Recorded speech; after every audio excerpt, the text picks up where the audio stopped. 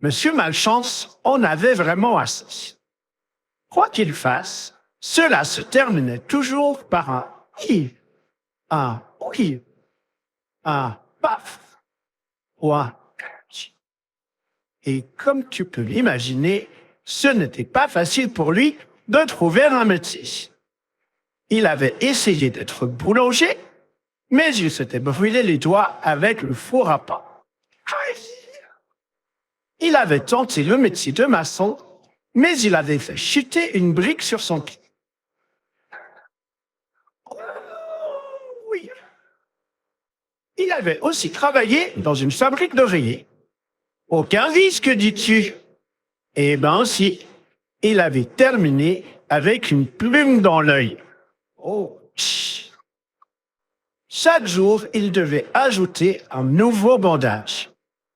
Un jour, lors d'une promenade en forêt, Monsieur Malchance rencontra quelqu'un qui lui donna une merveilleuse idée de nouveau métier.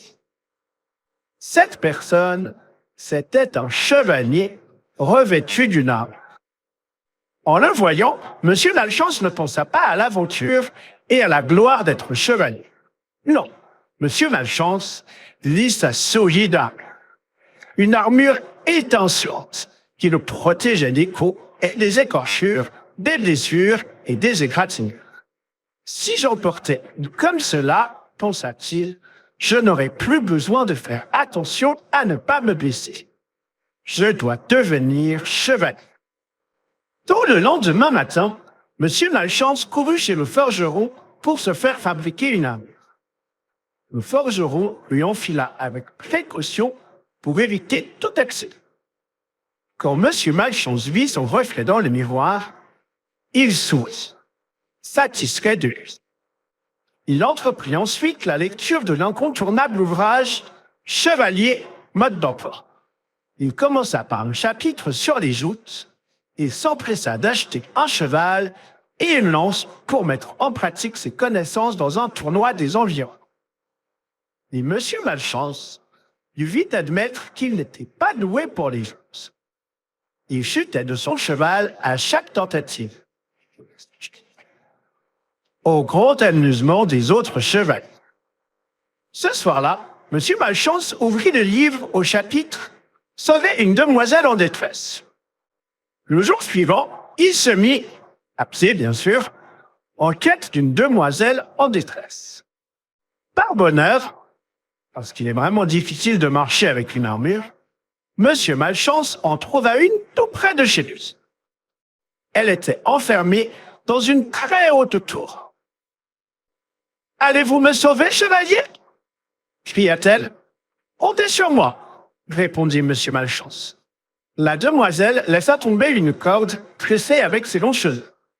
Mais même en y mettant toute sa bonne volonté, Monsieur Malchance ne put monter sur la corde. Il se retrouvait la tête en bas à chaque essai. Alors Monsieur Malchance rentra chez lui, navré de son échec, et encore plus pour la demoiselle. Le chapitre du livre suivant s'intitulait « Comment combattre un dragon ?» « C'est ce qu'il me faut !» s'écria Monsieur Malchance. Il s'acheta une épée, un bouclier, et partit à la recherche d'un dragon. Mais comme il n'y en avait aucun près de chez lui, il prit le bus. Le dragon était endormi au sommet d'une très haute colline. Monsieur Malchance gravit la pente en soufflant. Quand il arriva enfin au sommet, il leva son épée au-dessus de sa tête pour tuer le dragon, mais le poids de l'épée le fit tomber à la renverse. Dans un grand bruit d'une armure, Monsieur Malchance dévala la colline. C'est un Monsieur Malchance très triste qui rentra chez lui plus tard dans la journée. Il lui fallait admettre qu'il n'était pas fait pour être chevalier. Il monta dans sa chambre et quitta son armure. Il remarqua alors quelque chose d'inhabituel. Quand il se regarda dans le miroir, il y découvrit un Monsieur Malchance très différent. Un Monsieur Malchance sans bandage, ni pansement, sans égratignure, ni écorchure. Monsieur Malchance sourit. Puis il se mit à rire franchement. Tant et tant qu'il tomba en arrière et se cogna la tête sur son lit. Oh, oui,